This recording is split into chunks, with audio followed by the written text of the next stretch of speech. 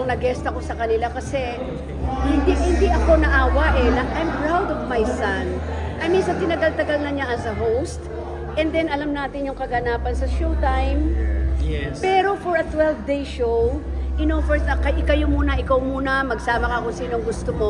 Punuan nyo lang yung 12 days. Tinanggap yun ng anak ko. Ang hirap And naman. for that, I'm proud of him. Pwede mo naman tanggihan eh. Pero Diyos ko, ano ba naman 12 days pa? Professional No, siya. kasi gusto lang niya ituloy. Sige, tuloy na lang natin entertainment tsaka kung ano yung mga pwedeng ipang regalo sa and for that, hanga ako sa anak ko. Kasi pwede mo tanggihan yun.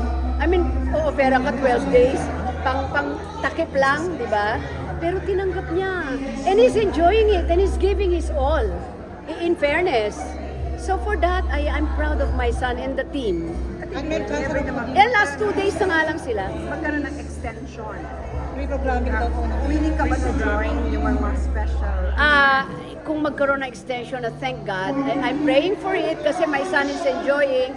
Pero guest na lang ako uli. Kanila yung show. Kasi baka mag-iba ng date. reprogramming daw po ng patrol, may mga ganong kwento po. Ano daw, pinag-uusapan lang nila pero hindi ko alam kung biro o totoo. Ate, Pero let's hope. kung nga naman Sana, nag-enjoy ka sa Jenny. movie na to, may next projects na bang movies na inilalatag for you?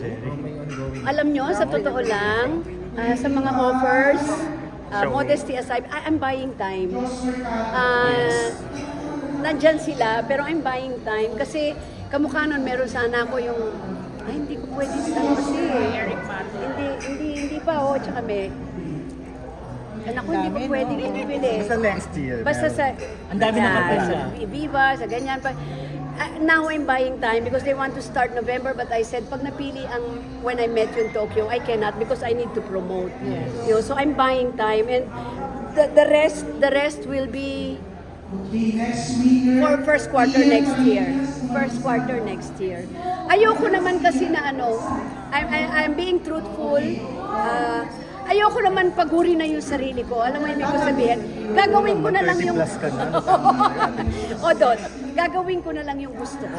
Pero para to slave myself na I need to do this, huwag na. Ang tagal ko na rin nagtatrabaho, di ba?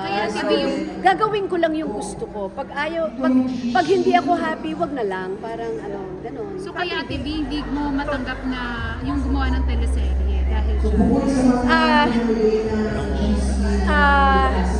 Yeah, in a way. But sabi nila kung I will try teleserye, sabi nila, they will make sure daw na may cut off ako. Kasi kung yung ganyan yung kailangan na may teleserye, hindi ko kakayanin doon. Baka uminit ulo ko na. Magpapakapagod. Baka naman hindi ko na di ba? Baka hindi lang ako ready, ha? Gusto na yung mga 8 episodes lang. Mga ganyan siguro, baka yun. Pwede pwede yun. na yun. Yung pero hindi yung pang matagalan talaga na pagod ka na, backup kayo ng 2 a.m. Naku, wag na. Ang serye pero ni Coco hindi pa nag-offer sa'yo Ate B. Napag-guess kayo doon? Kasi sabi ni Coco dati gusto ka kanya mag-guest sa... Batang kiyatan.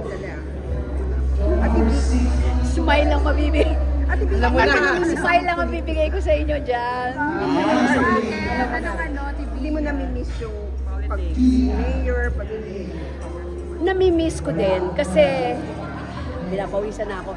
Nami-miss ko rin kasi 24 years din ako. So nakabantay ako sa nangyayari sa bansa. Nanonood ako ng mga committee hearings. Alam kong inflation na nangyayari. So, alam ko mahal ng bigas, alam ko. And kahit nasa showbiz ako, affected pa rin ako. Parang kung may magagawa ka lang batas, di ba? Ba't di kayo magpasa ng ganito? May ganun na akong pakiramdam. See you sa 20. Kaya lang, wala akong power ngayon. Pero so may chance na bumalik ka sa They want me to go back sa pagiging congresswoman. Tapos So, Ate yung B, 2025. ipababa mo yung presyo Pero- ng sine pagbalik mo. Alam mo, nung mayor ako ng Lipa, nagawa ko na yan. Gumawa ako ng local ordinance nung mayor ako ng Lipa. From 30% yung, anong tax daw? Yung tax ng movies? Hindi. Amusement tax. Gumawa ako ng ordinansa nung mayor ako ng Lipa from 30% to 15%. Kalahati. Ate B, naidirect ka na pala ni Boyet sa telemovie raw. So, kumusta yung before, idirect ka niya noon sa ngayon?